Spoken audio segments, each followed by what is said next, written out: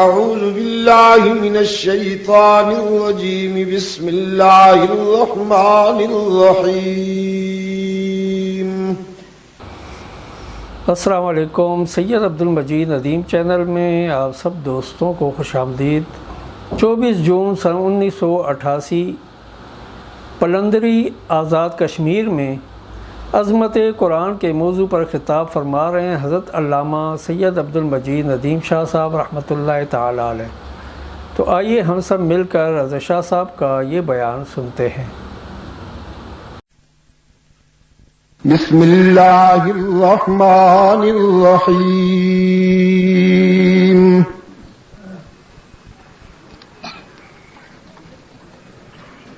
وَنُنَزِّلُ مِنَ الْقُرْآنِ مَا هُوَ شِفَاءٌ وَرَحْمَةٌ لِّلْمُؤْمِنِينَ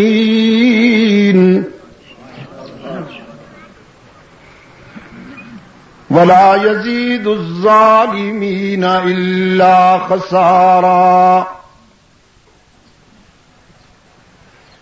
وقال الرسول يا رب إن قوم اتخذوا هذا القرآن مهجورا. آمنوا قوا أنفسكم وأهليكم نارا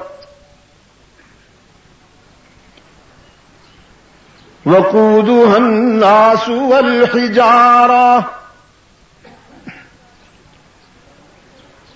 عليها ملائكة غلاظ شداد لا يعصون الله ما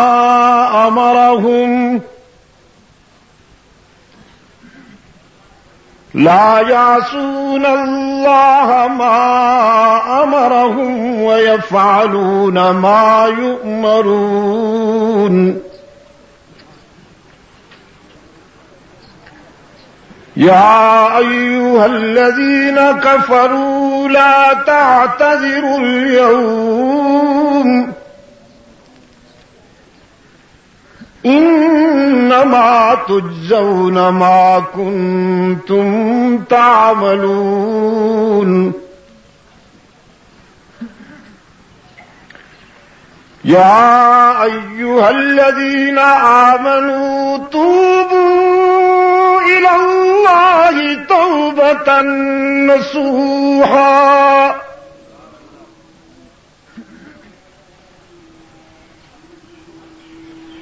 عسى ربكم أن يكفر عنكم سيئاتكم ويدخلكم جنات تجري من تحتها الأنهار يوم لا يخزي الله النبي والذين آمنوا معه نورهم يسعى بين أيديهم وبأيمانهم يقولون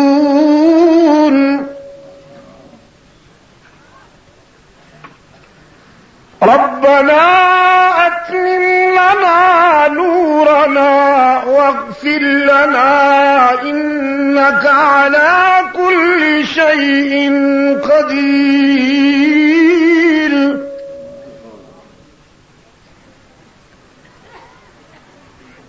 ربنا أتمم لنا نورنا واغفر لنا إنك على كل شيء قدير. صدق الله مولانا العظيم ونحن على ذلك لمن الشاهدين والشاكرين والحمد لله رب العالمين. صدر اجلاس حضرت شیخ الحدیث ارباب علم و دانش محترم بزرگوں اور عزیز دوستوں، آج 24 جون 1988 ہم یہاں پلندری آزاد جموں و کشمیر کے تعلیمی مرکز دارالعلوم تعلیم القرآن کے سالانہ اجلاس کی اختتامی نشست میں دعوت و تبلیغ کی نسبت سے جمع ہیں۔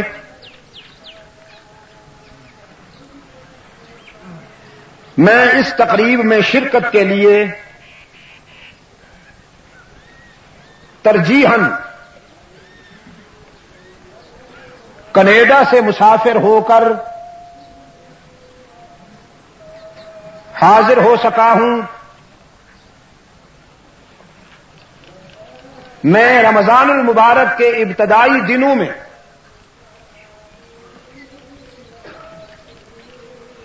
بیرونی دورے پر چلا گیا تھا۔ حضرت شیخ الحدیث مدظلہ کا مکتوب جب میرے غریب خانہ پہ پہنچا تو میرے فرزند نے مجھے ٹیلی فون پر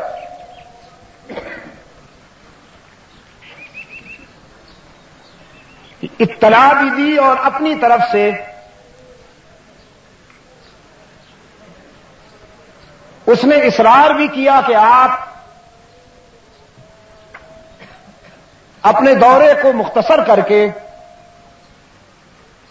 حسب معمول اس اجلاس میں شرکت کریں۔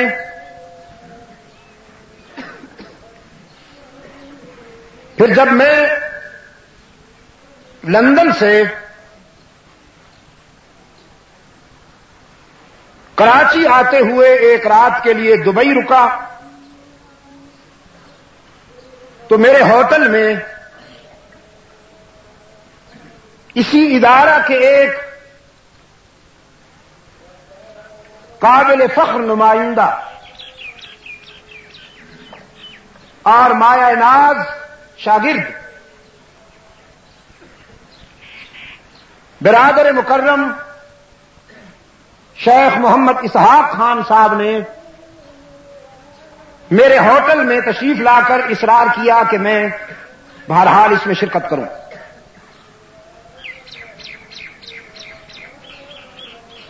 انہوں نے ایک جملہ اور بھی کہا کہ حضرت شیخ الحدیث کا اپنا ایک یار غار بچھڑ گیا ہے۔ حضرت مولانا تھراروی صاحب مرحوم و مغفور، وہ اس وقت دوستوں کی شفقت اور دوستوں کی رفاقت کے بہت ہی زیادہ مستحق ہیں۔ چنانچہ میں اللہ کے فضل و کرم کے ساتھ یہاں حاضر ہونے میں کامیاب ہو سکا ہوں۔ وقت بہت مختصر ہے، چونکہ تعلیم القرآن ہے، قرآن ہی میری گفتگو کا مرکز ہے اور اساس ہے۔ تمہید میں جو حصہ ابھی ابھی میں نے آپ کے سامنے تلاوت کیا، اس میں حق تعالی کا ارشاد ہے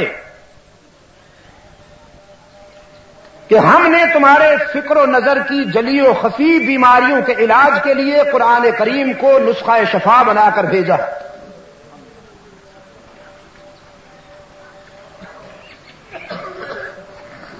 یہ اہل نظر کے لیے ابر کرم ہے۔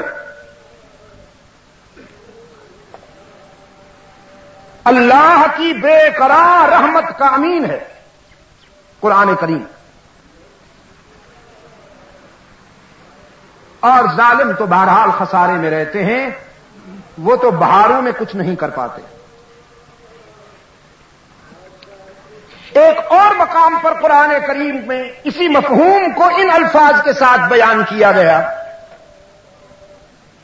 یضل بہ کثیرا ویہدی بہ کثیرا۔ بہت سارے لوگ قرآن کریم سے وابستہ ہو کر ہدایت یافتہ ہو جاتے ہیں، اور کچھ بد نصیب قرآن کریم سے ہٹ کر ضلالت اور گمراہی کے گڑھے میں جا گرتے ہیں۔ بات ظرف کی ہے دوستو، بارش کی وہی بوند جو منہ کھلے سیپ میں پہنچے تو موتی بنتی ہے، اگر بارش کا وہی قطرہ سانپ کے منہ میں جائے تو زہر بنتا ہے۔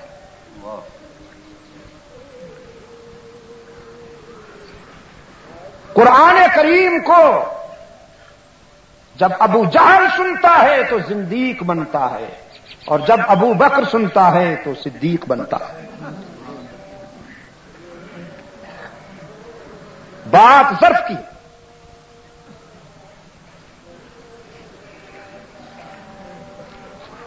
ان اداروں کا ایک کردار ہے، مستقل تاریخ ہے۔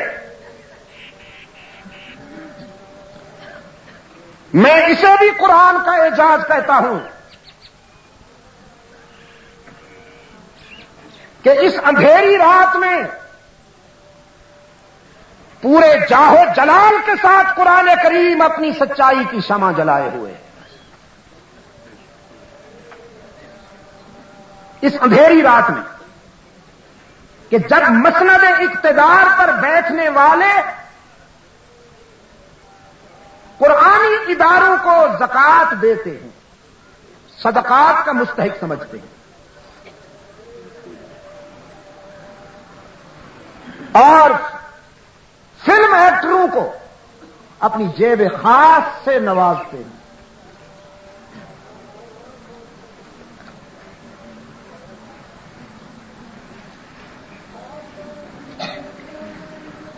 اس اسٹیج سے بہت ساری روایات وابستہ ہیں۔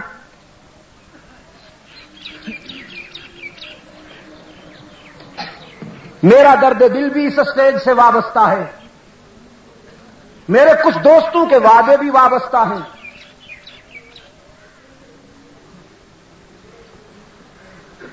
ہم تو جہاں تھے وہیں کھڑے ہیں، لیکن کچھ لوگوں کا ضمیر اتنا مجرم ہے کہ سامنا کرنے کی جرت نہیں رہی ان میں، انہیں اپنے ضمیر کے جرائم ڈراتے ہیں، وہ سامنا کرنے کی جرت نہیں کر سکتے۔ لیکن آج کے مجاہدوں، منافقت چھوڑ دو، ورنہ مسٹر جنیجو کا انجام سب کے لیے ہر وقت ہو سکتا ہے۔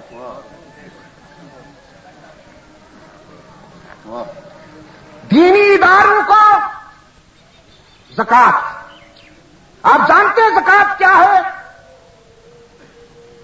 آپ جو کپڑا دھوتے ہیں اس کا جو میل کچیل ہوتا ہے، یہ زکوٰۃ کا مال آپ کی دولت اور آپ کے سرمایے کا میل کچیل ہے۔ میں آپ سے پوچھتا ہوں، زکوٰۃ کا مال دینی اداروں کو ملنا چاہیے یا خالص مال ملنا چاہیے؟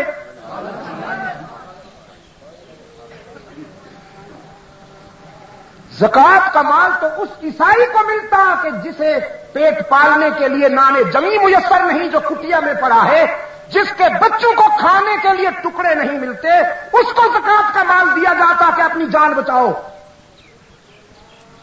معذرت کے ساتھ،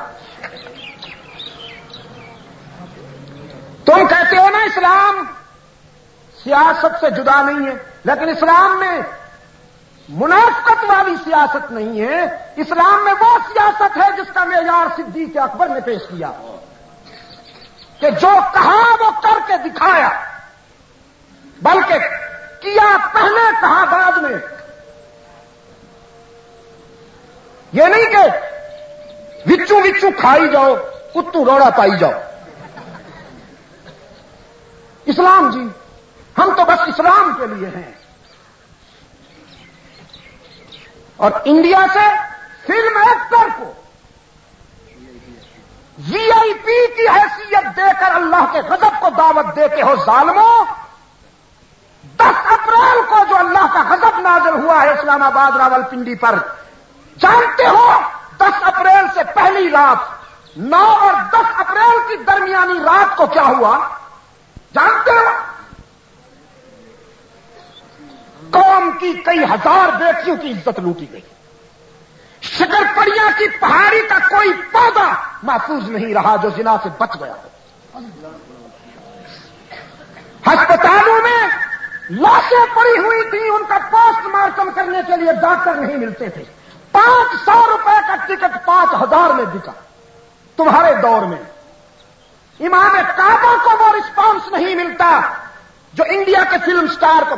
میں پوچھتا ہوں آپ سے، فلم سٹار کی کنٹریبیوشن کیا ہے؟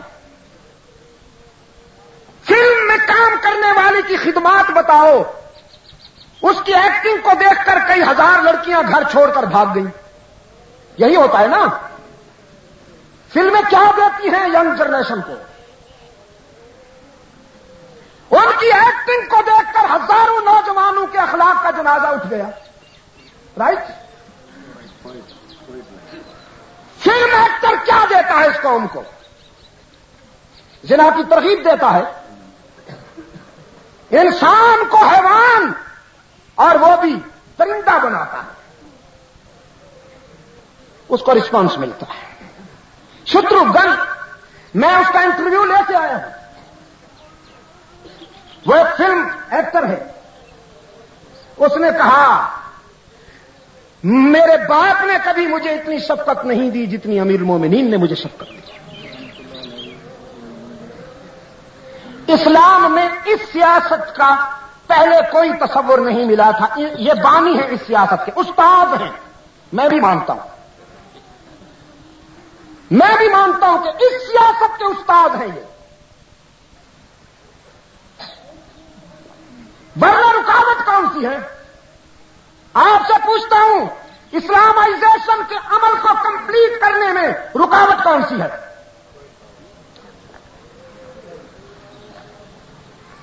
ریفرنڈم کرانے میں کوئی رکاوٹ نہیں. کرکٹ پیش کرنے میں کوئی رکاوٹ نہیں. ساری قوم کے گھروں میں یہ غلیظ کھیل جس کو میں کھیل تسلیم ہی نہیں کرتا ہوں، امریکن لابی کا یہ سویٹ پوائزن ہے، سویٹ اینڈ سلو پوائزن جو نوجوانوں کو زنا کی ترغیب دیتا. میں پوچھتا ہوں کہ کرکٹ کھیلنے والے میں مردانگی کون سی ہے سوائے اس کے کہ وہ گیند اٹھا کر کبھی پیچھے رگڑتا ہے کبھی عضو مخصوص پر آگے رگڑتا ہے. اس کے سوا ہوتا کیا ہے؟ مجھے آپ بتائیں. یہ کھیل ہے، یہ مردانگی ہے، اور یہ اس کی سرپرستی کرتے ہیں. پوچھا ہے قوم سے، تم میں سے جو کرکٹ کا حامی ہے ہاتھ اٹھائے. نہیں، مجھے زندہ باد ہونے کی کوئی شوق نہیں ہے. آپ سمجھے کہ نہیں؟ میں زندہ باد ہونے کا جنون رکھتا نا تو انہی مولویوں میں کھڑا ہوتا جو دربار اکبری کی یادگار باقی رہ گئے ہیں، بہی ریش و جبہ و دستار.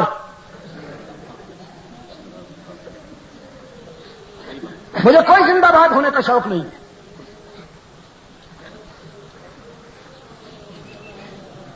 عزیز نوجوان، excuse me, please excuse me. میں معذرت آپ کو ایکسکیوز کہتا ہوں، لیکن ایک مسلمان بھائی کی حیثیت سے آپ سے درخواست کرتا ہوں، جب آپ کے کمرے میں آپ کی بہن بیٹھی ہو، اور باپ اپنے بزرگ سے کہتا ہوں جب آپ کے کمرے میں آپ کی بیٹی بیٹھی ہو، کبھی ٹی وی آن کر کے اسے کرکٹ نہ دکھایا کیجیے. یہ میری غیرت اور میرے ایمان کا تقاضا ہے. اور اگر آپ اس کو مناسب نہیں سمجھتے شوق سے دکھائیے. اور اپنے بھائی سے کہتا ہوں جو ایک عدد بیوی کا خاوند ہے, وہ تو کبھی بھی اپنی بیوی کو کرکٹ نہ دکھایا کرے, ورنہ وہ ایک نظر ادھر دیکھے گی, ایک نظر اس بٹیرے کی طرف دیکھے گی.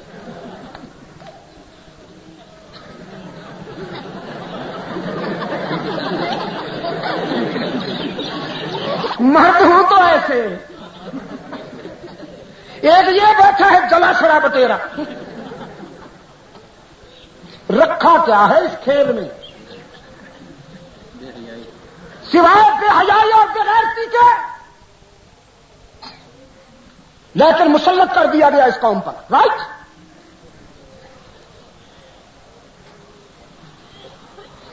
قومی پرست کوٹھے پہ بیٹھی ہوئی جنس جو ہر رات بکتی ہے, ٹائلٹ کے کیڑوں سے بھی زیادہ غلیظ, ان کو رنگین صفحات پر پیش کیا جاتا ہے.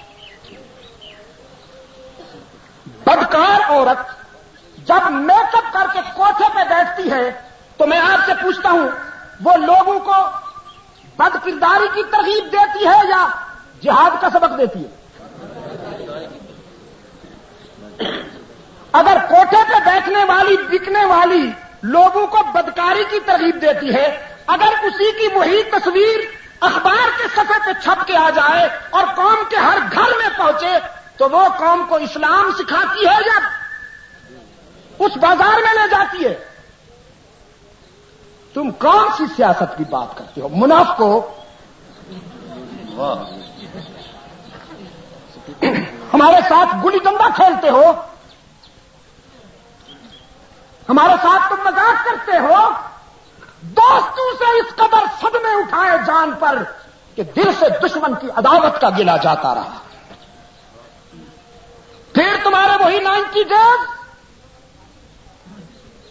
میں کینیڈا میں تھا جب 90 ڈیز کی صبح طلوع ہوئی, 90 دن آئے. جب ہم صبح اٹھے تو ہر اخبار کی سرخی تھی country of 90 days, new changing country of 90, موٹے موٹے حروف کے ساتھ. وہ اخبار بھی میں لایا ہوں. لوگ پاکستان نہیں کہتے, اب کنٹری آف 90 ڈیز کہتے ہیں. 90 دن کا ملک. پہلے 90 دن 10 سال تک گئے, 5 سال کے لیے ریفرنڈم آیا. استاد نے سکھائی ہے نا سیاست اپنے شاگرد کو. سلام کرتا ہوں, سلام.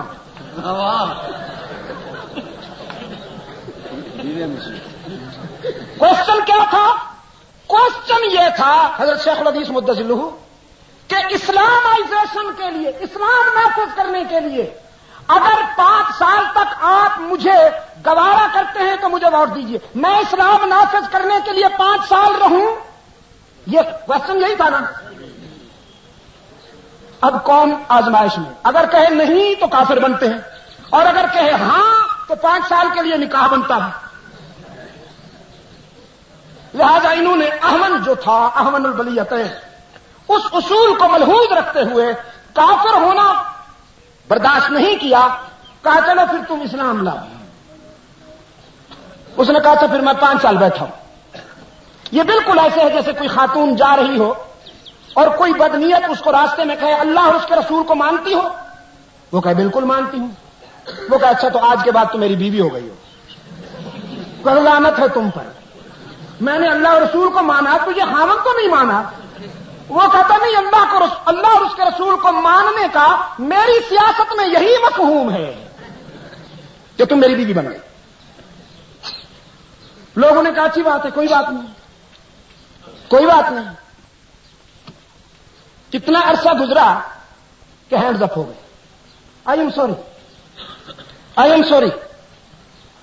مارشل لا کی سیارات ختم ہوئی, جمہوریت کی صبح طلوع ہوئی.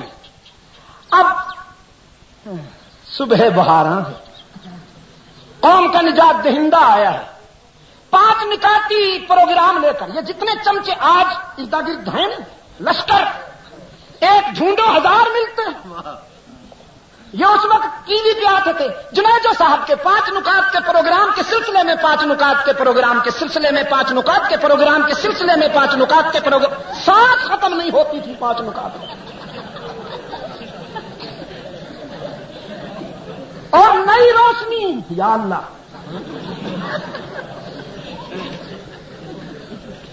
پتہ نہیں اتنے یقین کہاں سے ڈھونڈ لیے انہوں نے،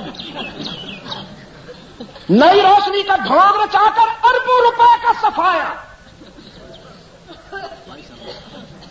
میں آپ سے پوچھتا ہوں جنیدو صاحب کو قوم لائی تھی یا یہ لائے تھے؟ جنیدو صاحب قوم کی پیداوار تھے یا ان کی؟ اب کہتے ہیں وہ چور تھا، اب کہتے ہیں اگر وہ نہ جاتا تو ملک نہیں بچ سکتا۔ مولوی صاحبان بھی مل صدقے جاؤں مولوی ہو، نئی نسل تم سے پوچھے گی انشاءاللہ۔ قریب ہے یارو روز محشر، چھپے گا کشتوں کا خون کیوں کر، جو چپ رہے گی زبان خنجر لہو پکارے گا آستین کا۔ تم نے اپنے دینی حیثیت اور اپنے دینی وقار کو اقتدار کے دروازے پر جو بازار کی جنس بنا کر پیش کیا ہے، وقت کبھی تمہیں معاف نہیں کرے گا۔ تمہارا یہ مقام تو نہیں تھا، یہ آثار قیامت نہیں کہ تمغے لینے کے لیے قومی ایوارڈ، جزاک اللہ، نیشنل ایوارڈز کی تقریب میں طبلہ سرنگی بجانے والے بھی کھڑے ہیں اور سفید داڑھی والے علماء کرام بھی کھڑے ہیں، آگے ساڑی پیچھے داڑھی۔ آج تک یہ حادثہ کبھی نہیں ہوا۔ یہ آثار قیامت میں سے اہم علامت، یہ حادثہ یہاں ہوا۔ ساری دنیا میں گوبر علیحدہ ہے، مکھن علیحدہ۔ یہ ان کی سیاست ہے کہ گوبر اور مکھن ایک ہی جگہ اکٹھے کرتی۔ فرماتے ہیں کہ اسلام اور سیاست میں کوئی فرق نہیں ہے۔ سنیے جناب والا، ہم سے آنکھیں چار کرو نہ کرو، بچ کے کہاں جاؤ گے؟ تم بھی اسی سرزمین پہ، ہم بھی اسی سرزمین پہ۔ ولی اللہ ہی قافلہ جب تک اس سرزمین پہ زندہ ہے، انشاءاللہ ہم توحید میں شرک کی ملاوٹ نہیں ہونے دیں گے، سنتوں میں بدعات کی ملاوٹ نہیں ہونے دیں گے، سچ میں جھوٹ کی ملاوٹ نہیں ہونے دیں گے، اور دینی سیاست میں منافقت کی ملاوٹ نہیں ہونے دیں گے۔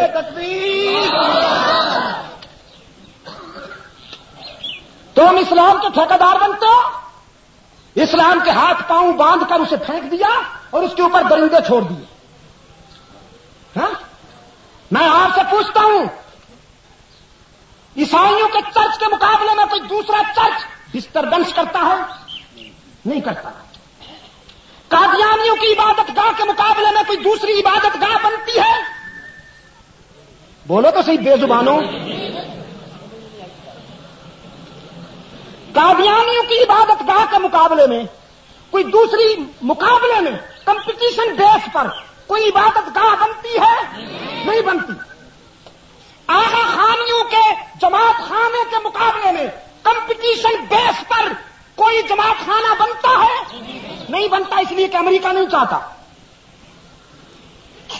لیکن شیخ الحدیث جس کی پوری زندگی قال اللہ اور قال رسول کے گلشن کی آبیاری میں گزر گئی، جس نے، مجھے پتا ہے اس کا، میں جانتا ہوں، میں ہو جاؤں گا، یہ میرا محتاج ہے، میں اس کا محتاج تو نہیں۔ کیچ کرے کرے نہ کرے نہ کرے، اب اس کے منہ پہ اس کے ماؤتھ پہ ماؤتھ رکھ کے تو میں بولنے سے رہا، کیچ کرے کرے نہ کرے نہ کرے۔ کیا عرض کر رہا تھا میں؟ جنہوں نے پوری زندگی قال اللہ اور قال رسول کی شمع جلائی ہیں، ان کے مقابلے میں اداروں کو ہوا دی جا رہی ہے، جن کی پہچان یہ ہے کہ وہ شاہ اسماعیل شہید پر کفر کا فتویٰ لگا۔ امریکہ کو آپ کے سجدوں سے خطرہ نہیں، امریکہ کو آپ کے ذکر و فکر اور تسبیح سے خطرہ نہیں، امریکہ آپ کی چادروں سے نہیں ڈرتا، آپ کے مریدین کے حلقے سے نہیں ڈرتا، آپ کی خانقاہوں سے نہیں ڈرتا۔ اگر مغربی سامراج کو کوئی خطرہ ہے یا اس طرح کی لٹیروں کو کوئی خطرہ ہے تو وہ آپ کے جذبہ جہاد سے ہے. وہ یہ کبھی برداشت نہیں کریں گے کہ حق پر مر مٹنے والا کوئی مجاہد عالم دین اس معاشرے میں مؤثر ہو سکے. اس کو وہ کبھی مؤثر نہیں ہونے دیں گے. اس کے لیے وہ جبہ پوشوں کی ایک کھیپ تیار کرتے ہیں.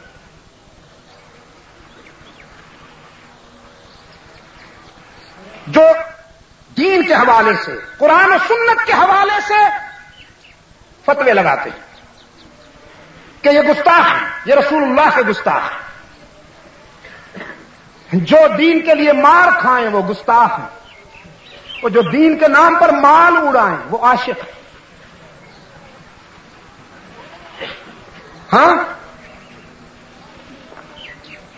حب رسول کی پہچان یہ ہے کہ ربیع الاول کی 12 تاریخ کو جلوس نکلنا ہے. میں آپ سے پوچھتا ہوں، سرکار دو عالم صلی اللہ علیہ وسلم کے میلاد کی خوشی صرف انسانوں کو ہے یا کائنات کے ذرے ذرے کو ہے؟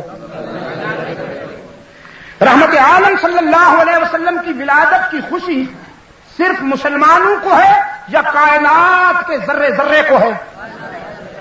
ذرے ذرے کو ہے نا. سب سے زیادہ حضور کے میلاد کی خوشی کس نے منائی؟ حضرات صحابہ کرام نے، کیونکہ وہ حضور کے سب سے بڑے عاشق تھے. لیکن انہوں نے جلوس نکالا؟ شیرینی بانٹی، شیرینی کمبخت کے ٹائٹل میں ہی تانیث ہے. شیرینی شیرینی بانٹی انہوں نے، دیگے پکائیں حلوے کی. جانتے ہو ربیع الاول کی 12 تاریخ کو کیا ہوا؟ مدینہ کے در و دیوار پہ غم کے بادل چھائے ہوئے تھے. فاروق اعظم کے آنسو نہیں رکتے تھے. فرماتے تھے خبردار اگر کسی زبان پر یہ لفظ آیا کہ اللہ کے رسول فوت ہو گئے ہیں، سر اڑا دوں گا. لازمی وہ ہونا کہو، اس کا سر اڑا دوں گا. صدیق اکبر رضی اللہ تعالیٰ عنہ اشکبار ہیں، اور سیدہ فاطمہ فرماتی ہے سبت علیہ مصائب لو انہا، سبت علیہ مصائب لو انہا سبت علی الایام سرن لیالیا. میرے والد گرامی کی موت نے میرے دل پر جو غموں کے پہاڑ ڈھائے، اگر ان غموں میں سے کچھ چمکتے ہوئے سورج پہ پڑے تو وہ روشنی سلب کر بیٹھے اندھیرے میں بدل جائے. ربیع الاول کی 12 تاریخ کو صدیق کی آنکھوں میں بھی آنسو، فاروق اعظم کی آنکھوں میں بھی آنسو، مدینہ کے بچے بچے کی آنکھ میں آنسو، سیدہ فاطمہ رو رہی ہیں. لیکن یہ بناسپتی اشاق، یہ آثار قیامت جشن منا رہے ہیں. ان کے ٹرک کے بونٹ پہ بھی ہار، ان کے ریڑے پہ بھی ہار، اونٹ کے گلے میں بھی ہار. ہار ہار ارباب علم و دانش، میرا ایکسپیرینس یہ ہے کہ ہار والے اکثر ہار جاتے ہیں.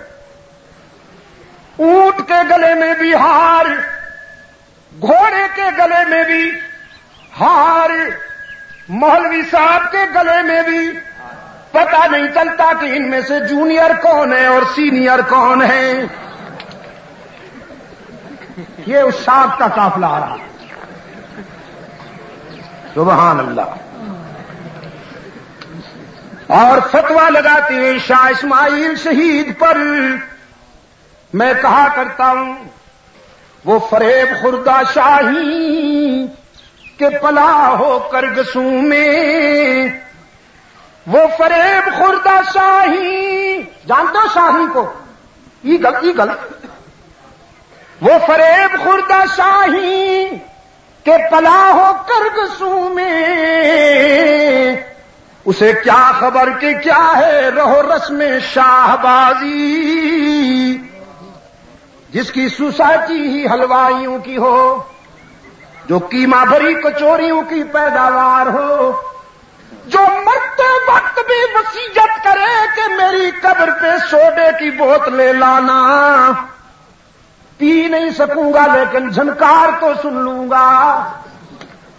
کاش میرا گھر تیرے گھر کے مقابل ہوتا، تو جو نہ آتا نظر میں تیری آواز تو آیا کرتی۔ قیمہ بھری کچوریوں کی پیداوار، انہیں کیا پتا کہ اسماعیل شہید کون ہوتا ہے؟ کسی صاحب نظر نے اس روشن ضمیر کے لوح مرقد پر یہ عبارت لکھ دی ہے۔ اور عزیز نوجوانوں، اگر ہو سکے تو اپنی نوٹ بک پر یہ عبارت لکھ لو کہ اے ذبیح اللہ اسماعیل ماں شد ندایت سور اسرافیل ماں، خون خود را در کہو کو سارے، لیک بیجے حریت در ہند بیخت۔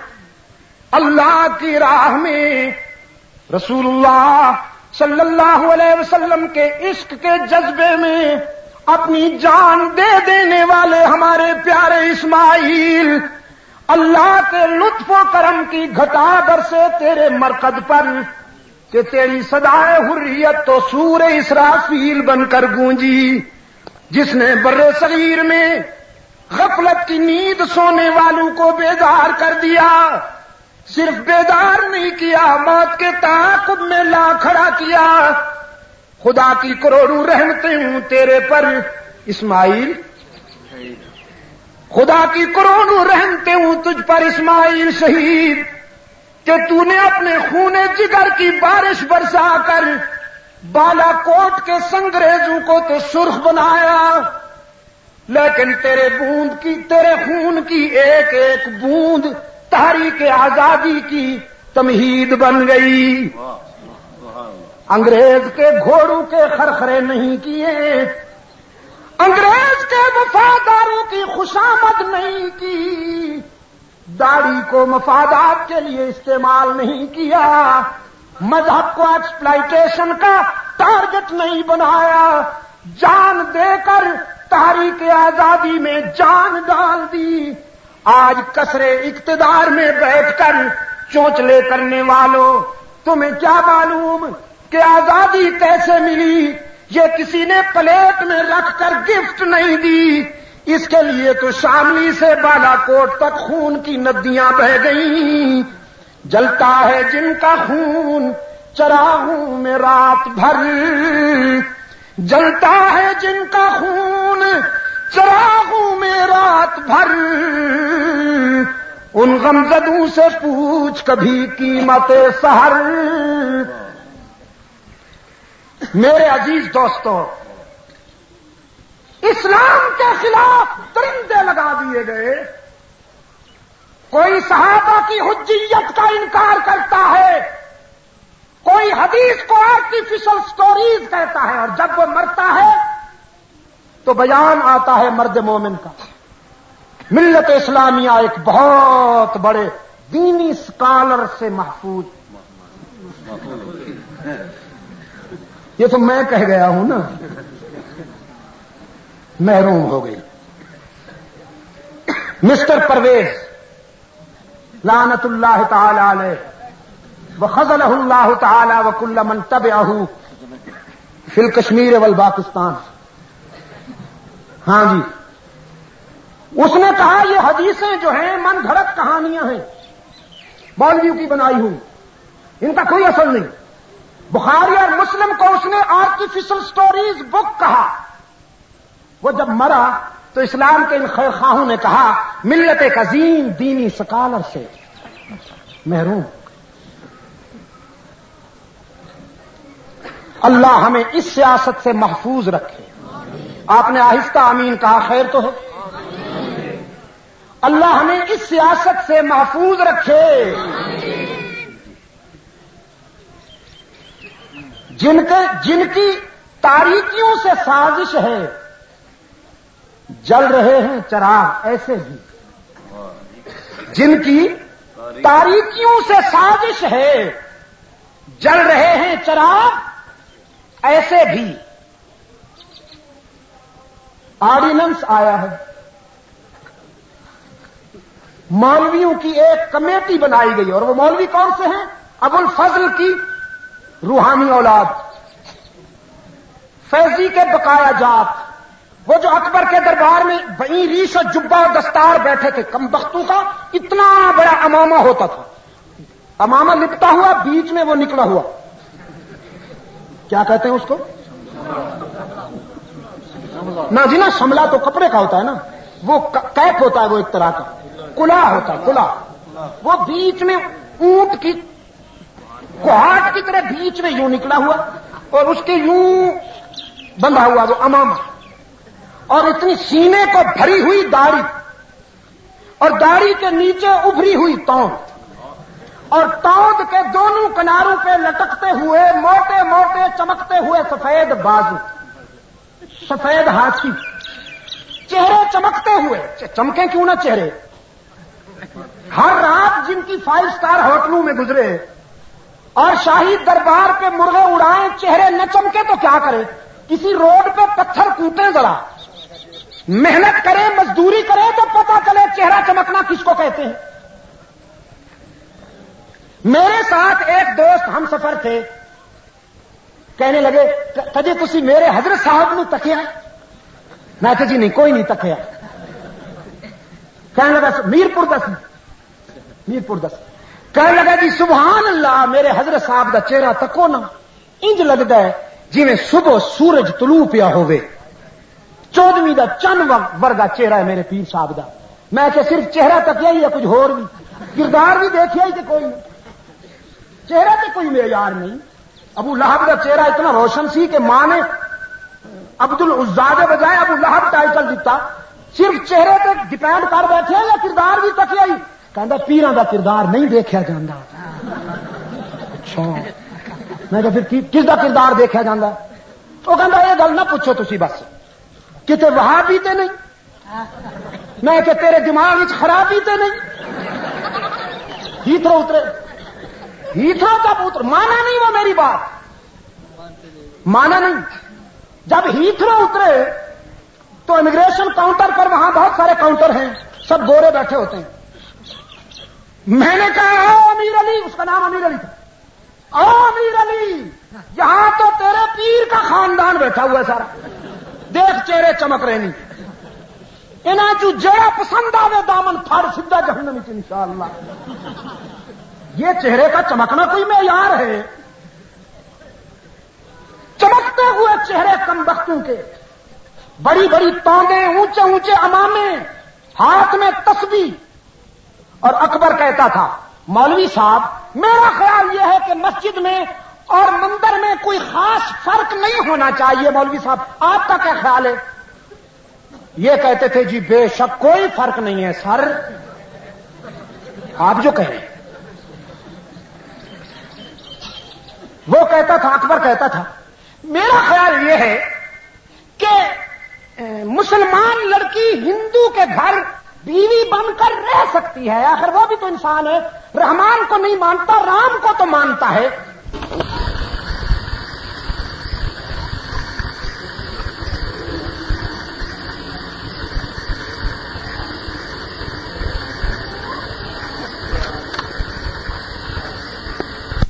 صرف ایک شاہباز اس اندھیری رات میں، پھر صرف ایک جگنو شیخ احمد سرہندی مجدد الفسانی بن کے آیا، جن کے لیے اقبال کہتا ہے گردن نہ جھکی جس کی جہانگیر کے آگے، اللہ نے بر وقت کیا جس کو خبردار.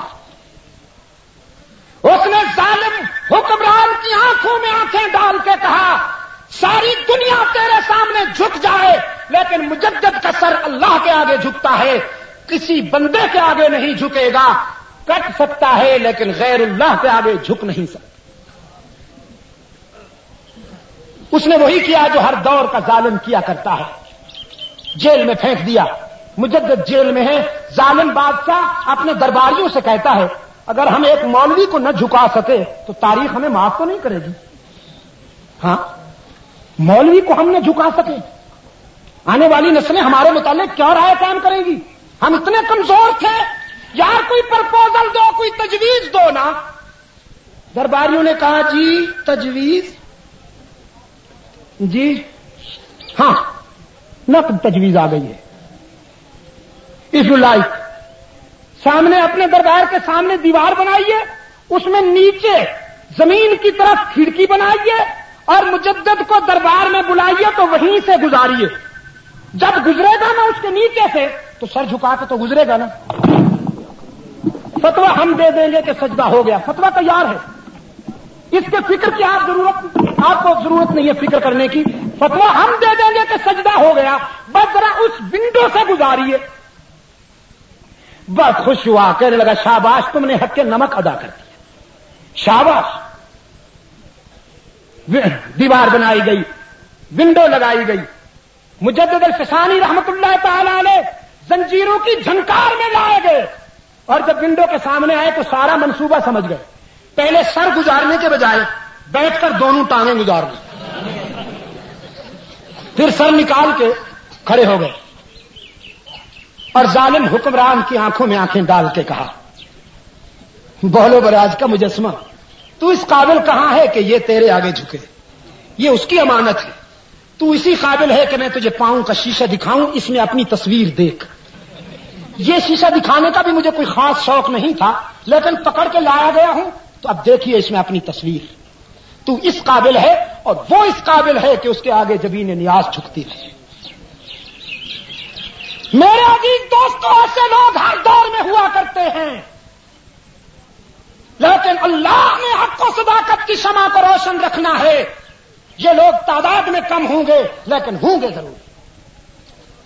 فیضی اور ابو الفضل کے نقش قدم پر چلنے والے مفاد پرستوں کا لشکر بھی ہر دور میں ملے گا، لیکن مجدد الفسانی کے راہ عشق پر چلنے والے سرفروش بھی ضرور نظر آئیں گے. وہ تعداد میں کم صحیح. اور بحمداللہ یہ ادارے ایسی ہی کھیپ تیار کرتے ہیں. دارالعلوم دیوبند بڑے صغیر میں ایک نقطہ نظر کا نمائندہ ہے. دارالعلوم دیوبند نے مجاور نہیں مجاہد پیدا کیے، ان اداروں نے حلوائی نہیں شیدائی پیدا کیے، ان اداروں نے ہرجائی نہیں یکجائی پیدا کیے، آستانہ پرست نہیں خدا پرست پیدا کیے. آپ یہ بات مانتے ہیں کہ نہیں مانتے؟ حق و صداقت کی آج جتنی تحریکیں ہیں وہ کون چلا رہا ہے؟ یہی علماء چلا رہے ہیں. بعض حضرات کی خدمات یہ ہے کہ وہ ٹی وی پہ آ کر 5 منٹ کا درس دیتے ہیں اور پھر وہ بن جاتے ہیں ڈاکٹر، مفسر، پروفیسر، اسکالر، قادری، چشتی، نقشبندی، سہروردی وغیرہ وغیرہ. سنو، یہاں ترار کھل میں شدید بارش ہو رہی تھی. ایک آدمی بارش میں بھاگتا ہوا ایک گھر کے پاس گیا، چھوٹا سا گھر غریب آدمی کا، زور زور سے نوک کیا. دروازہ کھٹکھٹایا، اندر سے کوئی مزدور بیٹھا تھا گھر والا. اس نے پوچھا کون ہو؟ اس نے کہا علاء الدین، صدیقی، چشتی، سہروردی، قادری، علامت الدہر، شیخ الاولیاء، فخر الاماثل، پیر طریقت. اس نے کھولتا ہوا دروازہ پھر بند کر دیا. کہنے لگا اتنے آدمی کے لیے میرے کمرے میں گنجائش نہیں ہے.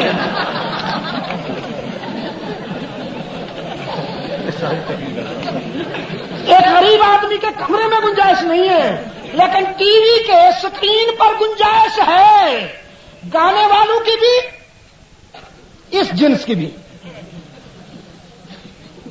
لیکن ان کی کنٹریبیوشن یہ ہے کہ ان میں سے کوئی اسماعیل شہید بن کر حریت کا پرچم بلند کرتا ہے اور آزادی کی تحریر اپنے خون جگر سے لکھتا ہے. ان میں سے کوئی شبیر احمد عثمانی بن کر قرآن کا مفسر بنتا ہے. ان میں سے کوئی بدر عالم بن کر ترجمان سننا بنتا ہے. ان میں سے کوئی محمد الیاس بن کر مبلغ اسلام بنتا ہے۔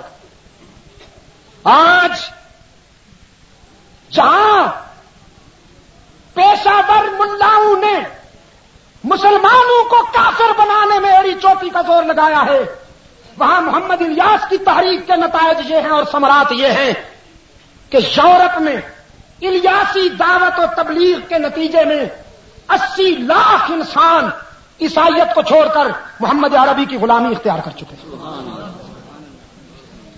وہ برطانیہ کہ جہاں 1950 میں ایک بھی مسجد نہیں تھی، لندن سے ایڈنبرا تک ایک بھی مسجد نہیں تھی، آج اس برطانیہ میں 900 مسجدیں قال اللہ اور قال رسول کی صدائیں بلند کر رہی ہیں۔ اور وہ مرثیہ خاں نہیں ہے کہ نمازی نہ رہے، وہاں کی مسجدیں مرثیہ خاں نہیں ہیں۔ وہاں میں نے سب سے پہلے 79 میں گیا تھا، اب 13ویں مرتبہ میں نے انگلینڈ کا دورہ کیا۔ نمازیوں میں زیادہ تعداد نوجوانوں کی اور اسی طرح کے نوجوان جن کے چہروں پہ سنت رسول چمک رہی، انگریزوں کے ملک میں رہتے ہوئے رحمت عالم کی غلامی اور حضور کی وفا کا جذبہ رکھتے ہیں۔ ایک چھوٹے سے ٹاؤن میں تقسیم اسناد کے سلسلے میں انہوں نے فنکشن کیا، مجھے بلایا۔ جب انہوں نے کارروائی پیش کی تو وہیں برطانیہ میں جو بچے پیدا ہوئے ہیں، چھوٹے سے ٹاؤن میں 350 لڑکے قرآن کے حافظ اور 160 لڑکیاں قرآن کی حافظ۔ اگر مسجدوں میں اذانیں دینا، مسجدوں میں نمازیں پڑھنا اور مسجدوں میں قرآن کی تعلیم کا ہونا اسلام کی علامت ہے، تو پھر یہ اسلام تو برطانیہ میں بھی آ چکا ہے۔ کیوں مولوی صاحب؟ ٹھیک ہے نا؟ اگر دینی مدارس کا تعلیم اور تدریس کے کام کو جاری رکھنا اسلامائزیشن کی علامت ہے تو یہ اسلام تو برطانیہ میں بھی ہے۔ برطانیہ میں اور پاکستان و آزاد کشمیر میں فرق یہ ہونا چاہیے کہ وہاں اسلام صرف مسجدوں تک محدود ہے، مدرسوں تک محدود ہے، اور یہاں اسلام کا قانون عدالتوں میں ہونا چاہیے، لوئر کورٹ سے لے کر سپریم کورٹ تک فیصلے قرآن کے ہوں، پھر ہم دنیا کے سامنے سر اٹھا کے کہہ سکتے ہیں کہ ہم اسلام سے وفادار ہیں اور اسلام ایک مکمل ضابطۂ حیات ہے۔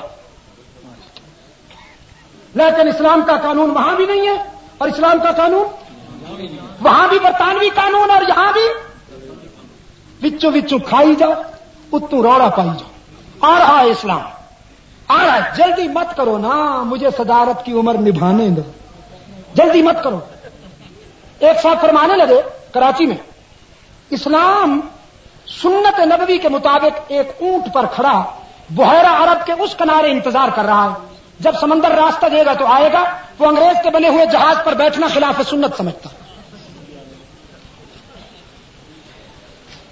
اللہ ان اداروں کو قائم رکھے۔ آمین آہستہ کیوں کہیے آپ نے؟ ڈر گئے ہو؟ ڈر گئے ہو کہ چندہ مانگوں گا؟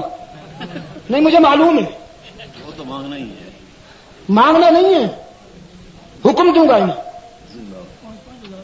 انشاءاللہ۔ مانگوں کیوں ان سے؟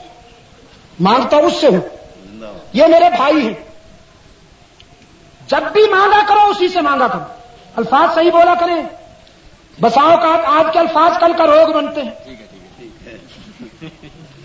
الفاظ سوچ سمجھ کے آپ تو پھر مسند علم کے تاجدار ہیں ماشاءاللہ۔ مانگوں گا اسی سے، ان کو حکم دوں گا۔ مجھے حکم دینے کا حق دیتے ہو کہ نہیں دیتے ہو؟ اب بھی جواب ڈھیلا ہے۔ ایک تھکے ہوئے انسان کے لیے ایسا جواب نہیں ہونا چاہیے جو اتنا بڑا سفر کر۔ اب بھی مجھے اپنی محبت کی دلیل پیش کرنے کی کوئی ضرورت ہے؟ مجھے یہاں آزاد کشمیر میں آتے ہوئے کتنا عرصہ ہو گیا جی؟ ان میں سے بہت ساری شکلیں ایسی بیٹھی ہیں جن کو میں نے بچہ دیکھا تھا، وہ آج مجھ سے بھی بڑے ہیں، یقین کیجیے۔ حضرت شیخ الحدیث وہ نشست یاد ہے جب میں نے اسلام کے ان ہمدردوں کے سامنے اپنا بچہ، چھوٹا سا بچہ عبد الباسط اٹھا کے میں نے پیش کیا تھا کہ اسلام لاؤ، ختم نبوت کے لیے فیصلے کرو، میں بھی حاضر ہوں، میری اولاد بھی حاضر ہے۔ کہا تھا نا، کیسے پچا گئے سب کچھ، کیسا ہضم کر گئے، سیاست ہو تو ایسی ہو۔ کہتے ہیں جی سیاست ہم سے سیکھو، اللہ محفوظ رکھے ہمیں، ہماری اولاد کو۔ تو میں نے جو شکلیں بچپن میں دیکھی وہ آج جوان ہو چکی ہیں۔ آزاد کشمیر کو اتنا آپ نے نہیں دیکھا جتنا میں نے۔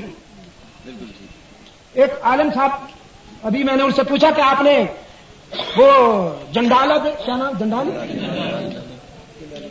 جہاں وہاں دوستوں نے پروگرام بنا رکھا ہے 27 تاریخ، مزار بنانا چاہتے ہیں میرا وہاں،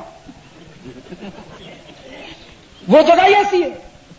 دوستوں نے کہا بہت انجوائے کریں گے آپ، بڑا روح افزا منظر ہے، صحت افزا منظر۔ میں نے کہا زندہ پہنچنا بھی تو شرط ہے، اگر کوئی زندہ ہی نہ پہنچے تو منظر کو کیا کرے گا؟ بہرحال دوستوں کا پروگرام ہے۔ میں نے اپنے دوست سے پوچھا، مولانا صاحب سے، آپ نے دیکھا ہے؟ کہنے لگے نہیں۔ ایک اور صاحب سے میں نے پوچھا، پیر کنٹھی دیکھا ہے آپ نے؟ آپ نے تو دیکھا ہے، میں نے جن سے پوچھا انہوں نے کہا نہیں۔ تو آزاد کشمیر کے ایک ایک پہاڑ سے مجھے ان سے ہے اور میرا تعلق ہے اللہ کے فضل و کرم سے۔ آپ سمجھے کہ نہیں؟ تو مجھے آپ یہ حق دیتے ہیں کہ میں آپ کو حکم کروں؟ پھر جواب ڈھیلا۔ ایک مرتبہ اور پوچھوں گا اور سوچ سمجھ کر جواب دیجیے۔ دین کے حوالے سے قرآن و سنت کے گلشن کی آبیاری کے لیے، اس سمے صداقت کو روشن رکھنے کے لیے اگر میں آپ کو قربانی کا حکم دوں تو مجھے آپ یہ حق دیتے ہیں؟ جو حق دیتے ہیں وہ ہاتھ اونچا کریں۔ جزاکم اللہ۔ ابھی آپ حضرت علامہ سید عبد المجید ندیم شاہ صاحب رحمۃ اللہ علیہ کو سماعت فرما رہے تھے۔ آپ سب دوستوں سے گزارش ہے کہ ہمارے اس چینل کے ساتھ جڑے رہیں اور حضرت شاہ صاحب کے بیانات کو آگے اپنے دوستوں میں بھی شیئر کرتے رہیں۔ آپ سب دوستوں کا بہت شکریہ۔ ملتے ہیں ایک نئی ویڈیو کے ساتھ، تب تک کے لیے اللہ حافظ۔ پاکستان آئندہ باد۔